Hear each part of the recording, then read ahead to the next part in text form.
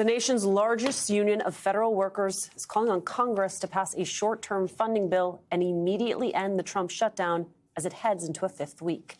Everett Kelly, national president of the AFGE, who we've had on this program many times, says, quote, when the folks who serve this country are standing in line for food banks after missing a second paycheck because of the shutdown, they aren't looking for partisan spin. They're looking for the wages they earned. The fact that they're being cheated out of it is a national disgrace.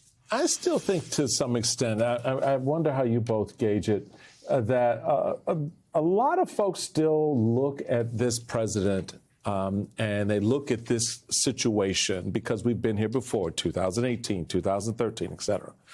With the shutdown, they still look at things through a conventional lens.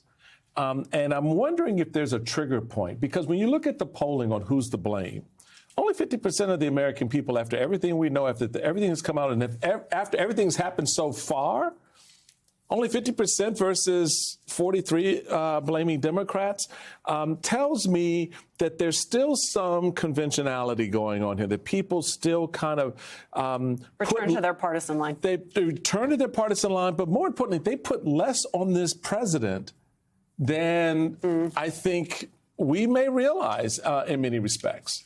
Maybe you're right. I mean, I think it's insane that the president of the United States is literally in Asia, right, while Asia. The government is shut down, while Americans are standing in food lines, while moms and dads are going to be missing their SNAP benefits, while children are potentially about to go hungry, while people will not be able to afford the health care that they need, whatever that health care is.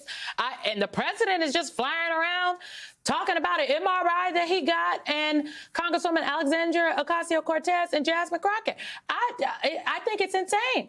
I do think, though, that Everett Kelly, who will join us on our program tomorrow, is on to something here. And the reality is these government workers, they're not just people here in D.C., Maryland, or Virginia. These are folks all across the country, the TSA agents, right? The people that work at the USDA plant in insert state here, the VA worker in Pittsburgh or Omaha, Nebraska. And they are hurting. They have now missed 2 paychecks.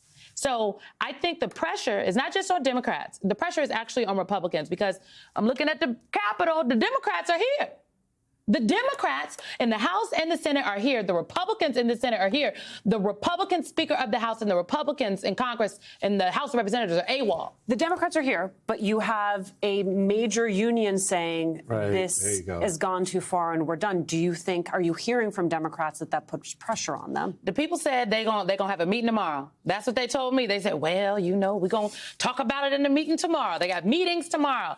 I think this is putting pressure on them, but I will say this, let me put my former strategist hat on. I think that the Democrats cannot cave because AFGE says this is getting bad. Y'all knew it was going to get bad. That's why we got to get something for the American people, and we cannot wait. We cannot dilly-dally. I think another important turning point on this to the meeting that's happening on your side of the aisle tomorrow, on my side of the aisle tomorrow, the vice president has been tasked to meet with U.S.